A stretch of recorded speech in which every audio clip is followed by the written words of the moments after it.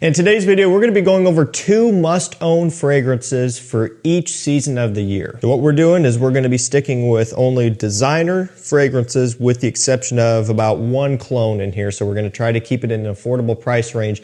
And the idea is we're trying to essentially cultivate a collection of 8 fragrances that's going to have you set up for any situation, any time of the year. And 8 might either sound like a lot depending on if you're brand new, or it might sound like really only 8 if you're somebody who already has a big collection built up. But honestly, I think you can get by really well with, a collection of less than 10 fragrances if you're intentional about what you purchase and you really try to add in some variety. That's more than enough. You could even get by with less if you really wanted to trim down. But I think 8 is a really good benchmark to shoot for, to have you set up for all year round with some variety in there. And then you can fine tune it from there if you want to. So like always, I'm going to put links to everything I talk about today in the description below. We're actually going to get things kicked off with spring. Just going to start from the beginning of the year and then work our way through. So 2 fragrances for spring.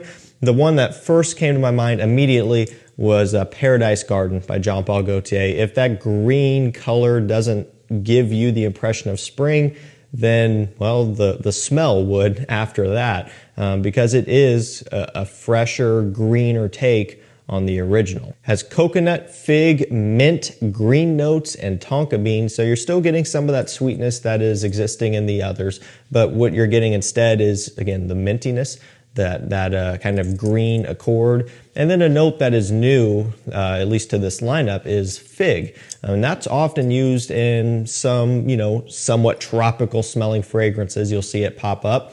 And surprisingly, I don't really think that we got it in the original and the Le Parfum versions, but it was new here. In those original ones, we had basically a strong focus on the pineapple, coconut, tonka bean mixture and things like that to give it that tropical impression. And those are great. Nothing wrong with the original and the Le Parfum, except that they are on the sweeter end of things. And some people might not really like them as much for spring or for summer. Maybe they are a little bit too sweet for you. They don't really smell like what you would expect a spring scent to smell like. It just smells like a vacation and that's about it. But that's where this one comes in. It's fresher, it's greener, it's brighter. And I think it was such a great release because this gives you that much more flexibility. If you were kind of feeling like you couldn't wear the originals as much due to, just the nature of how the scent was, this is something that I think you'll be able to utilize a lot more. You'll be able to get a lot more use out of this one in a variety of situations too. It doesn't have to be confined just to the season of spring. You could wear this one into summer. You could wear this in fall and winter if you wanted to, although I think you're going to find that you'll prefer some different things. But this one is just a more versatile release, and I think that's why it did so well. I mean, this one really took off pretty much immediately when it first came out, and I think it's a combination of the really cool looking bottle and the fact that it, again, is a bit fresher and easier to pull off in a wider variety of situations. My second choice for spring is actually going to be YSL Myself. Now, this is the Eau de Parfum version.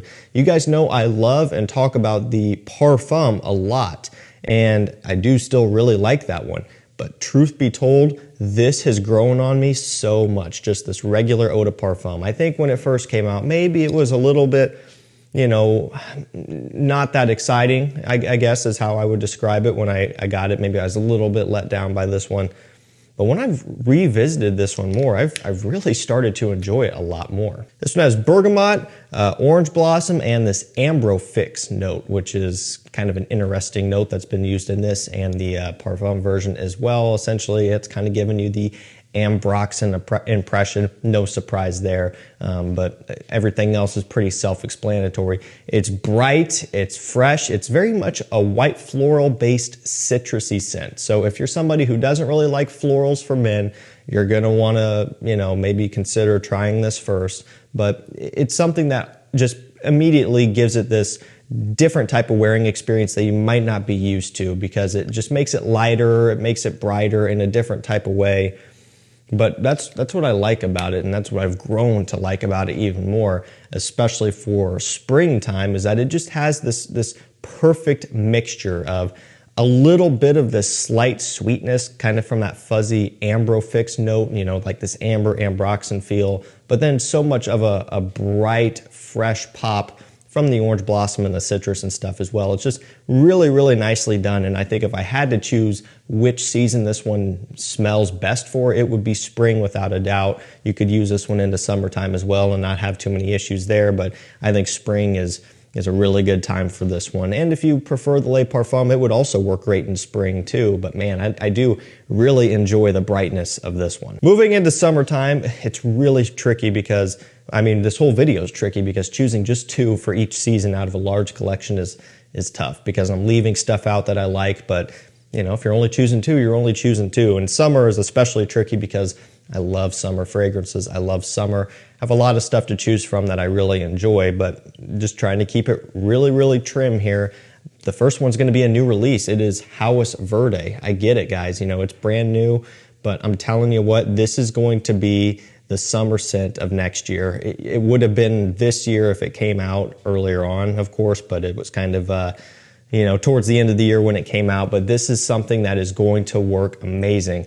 You're asking, how do I know that? Because I haven't worn it in the summer. Well, I've worn Louis Vuitton Pacific Chill throughout the summer months. And I mean, you could tell that that type of thing is going to be a great summer scent without even smelled it before, because it's a lime citrus based scent. And so I love Pacific Chill. I love Imagination, 2 of the best from Louis Vuitton. And now we have clones of those within the House lineup. And so given that, you know how well Pacific Chill works in the summer, the fact that this smells so close is going to be, you know, kind of your telltale factor that this type of thing is going to work great. You know, it's the fact that you can get something that is of this good of quality and that is this close and accurate and good performing for, I think, as low as $41 right now, which is just crazy. You could also go for the original House. I will definitely be wearing the original House in the summertime like I do every single year. Have multiple bottles of that stuff that I rotate through of different, you know, releases, or different years, I should say, because the colorations are all different. Some bottles are a little bit blue, some are a little bit purple, some are more so clear. I've got all of the House, right? And they all smell basically the same and all perform really good. So I'm going to be wearing plenty of that. I'll definitely be wearing the new Cobra, the Imagination clone, and definitely going to be hitting this one hard too. What a fantastic new release. They outdid themselves here. Yeah, they're pumping these out at a very fast rate, maybe too much at once, but this is one that they especially knocked it out of the park with. And that second summer scent, again, it's tricky, it's hard because there's a lot of things I would want to choose. You know, I'm thinking Acqua di Gio Profondo, and I'm thinking Versace Eros Energy, and just all over the board, so many things, but narrowing it down to something that is really important for me in my summer collection is Invictus Aqua. Okay, this is the 2024, which is what you can get now. Okay, this is a must-have for me. And again, you know, if I featured regular House in this video right now, I would have chosen something different here because those two would clash. And so that's me also saying that if you already have regular House, this might not be as big of a priority. But for me, nothing still quite beats that OG Invictus Aqua smell. It doesn't. You know, I've had the 2016 bottles, we'll still do have the 2016s, which I can put right up against this, and they smell pretty much identical. When you put those up against House, when you put them up against Mont Blanc Legend Spirit and some other kind of known clones or inspired by scents, there's still some differences, right? And so that OG Invictus Aqua smell is so hard to beat for me. I love having this in my collection. The other thing is performance is amazing as well, and to have a summer fragrance that performs this well is usually a bit rare. And honestly, when it comes down to it, you know, this is the type of thing that you can wear for pretty much any situation in the summer, mostly casual leaning.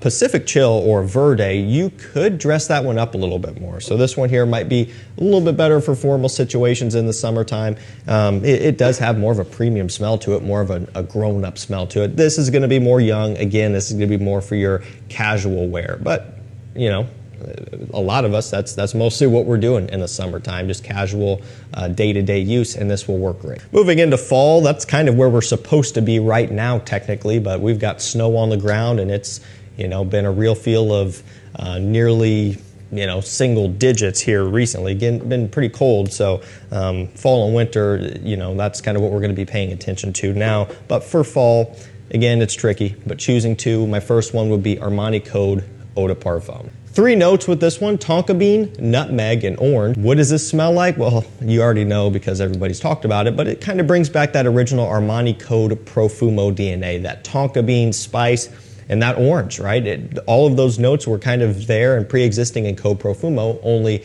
Code Profumo had a much bigger note breakdown overall. They really kind of narrowed down the key accords that they want you to focus on, I suppose, and those are it. And to be fair, that's really about what this one is made up of. And of those 3, by far the most prominent one is that tonka bean. It is a powdery tonka bean based scent with this nice kind of fizzy root beer accord as well, which has always been interesting, but it's been there in Code Profumo. It still exists here. That's what makes this stand out, and that's what makes it so unique at the end of the day. I love it. Love everything about this stuff. My other choice for fall is going to be Azzaro Wanted by Night. Man, it is really hard not to love this stuff. It has tobacco, has fruity notes, cinnamon, and some incense in here. So kind of bright and fruity, obviously, right? But then a little bit smoky, a little bit sweet as well. Man, it smells so good. This is another one that's very common. Most people have tried at this point, but if you haven't, this is worthwhile. Now, price I think on this is going to be around $70 to maybe $75 or so. It used to be more affordable, but that has changed over the years for one reason or another. I'm not exactly sure. I could have sworn that it used to be somewhere around $50 to $60 on discounters all the time back several years ago, but that's just not really the case anymore from what I'm saying. It's still worth, you know, what it's going for now on discounters, $70, $75, $80, whatever it is. To me, it's still 1,000% worth it. I wouldn't think twice about paying that price for it. This is also going to be another great performer, which for most guys is all that they need to hear, right? You know, you hear that this is going to be a strong performing scent and they're sold on it, and that is the case with this. This is not going to leave you hanging. And for wintertime, we're going to go with Stronger With You, absolutely. So this one here, chestnut, tonka, vanilla, and that's basically it, with some rum, of course. I almost left out my favorite part, but that's kind of the general idea. This is one of my new bottles here, kind of going out of focus here. That's why it's so full. But yeah, this one, man, it smells so good. I love Stronger With You. I do, you know. The original still smells great. Intensely still smells great. I think you're better off with Absolutely or the Parfum or maybe one of the exclusive editions if you can get them. It's not me saying that the original 2 are bad. It's just that when you're spending the money, you might as well get something which to me is a better product. This is better to me because it performs better. It has more depth and richness behind it from that rum accord in here especially.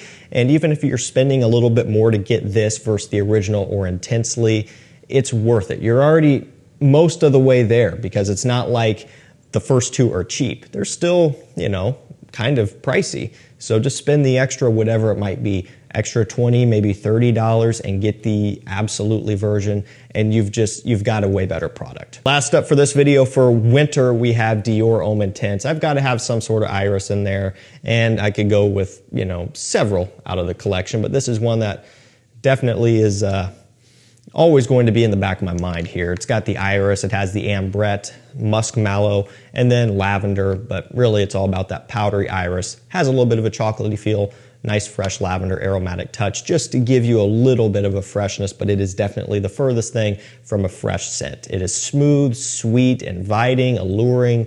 Not for everybody, so I caution you with this, and I would encourage you to potentially try to sample it first by whatever means available to you. Maybe somebody you know has a bottle, maybe try it in store, buy a sample online, you know, something along those lines. If you're new, that's the direction I would go. If you know what you like and you like iris, that's a different story. But assuming you're new to collecting, this one might be a little bit trickier for you, but that's not to say you're not going to like it. I got this one very, very early on in my collection when I had probably, gosh, I don't know, 15, 20 bottles maybe, just a rough guess, and I loved it from the first sniff. So it is possible. You just got to know kind of what you like. Thank you guys so much for watching. Stay safe, stay healthy. We'll see you tomorrow with another one. Take care.